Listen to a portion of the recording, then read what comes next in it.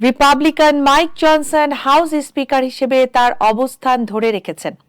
কংগ্রেসে ভোটাভুটিতে নানা নাটকীয়তার পর ট্রাম্পের সমর্থিত জনসন আবারও হাউসের স্পিকার হিসেবে নির্বাচিত হয়েছেন। নির্বাচনে জয়ী হতে প্রয়োজনীয় 218টি ভোটের মধ্যে প্রথম ধাপে তিনি পেয়েছেন 216টি ভোট। তবে দ্বিতীয় ধাপে তিনি সবকটি ভোটই পেয়ে জয়লাভ করেন। এদিকে হাউস স্পিকার পদে মাইক জনসনকে সমর্থন দিয়ে এই জয়কে রিপাবলিকান পার্টির জন্য বড় জয় বলে অভিহিত করেন যুক্তরাষ্ট্রের নবনির্বাচিত প্রেসিডেন্ট ডোনাল্ড ট্রাম্প। প্রথম দফায় রিপাবলিকান দলের 3 আইন প্রণেতা তার বিপক্ষে ভোট দেন, ফলে ভোট দ্বিতীয় ধাপে গড়ায়। ট্রাম্প জনসনকে সমর্থন দেওয়ার পর রিপাবলিকানদের মধ্যে কিছুটা বিভক্তি দেখা যায়, তবে শেষ পর্যন্ত জয়লাভ করেন জনসন।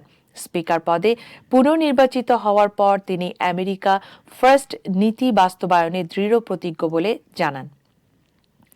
এর আগেই হাউসের নিয়ন্ত্রণ করার মতো পর্যাপ্ত আসন পেয়ে গেছেন রিপাবলিকানরা। এর মধ্যে দিয়ে সরকারে দলটির একচেটিয়া নিয়ন্ত্রণ নিশ্চিত করে নেয় তারা। ফলে ট্রাম্প তার নির্বাচনী প্রতিশ্রুতিগুলো সহজেই বাস্তবায়ন করতে পারবেন বলে ধারণা করা হচ্ছে। দলটি ইতোমধ্যেই কংগ্রেসের উচ্চকক্ষ সেনেটের 100 আসনের মধ্যে অন্তত 52টি নিয়ে তাদের সংখ্যাগরিষ্ঠতা নিশ্চিত করেছে। অবশ্য 2023 সাল থেকেই হাউসে রিপাবলিকানদের আধিপত্য ছিল।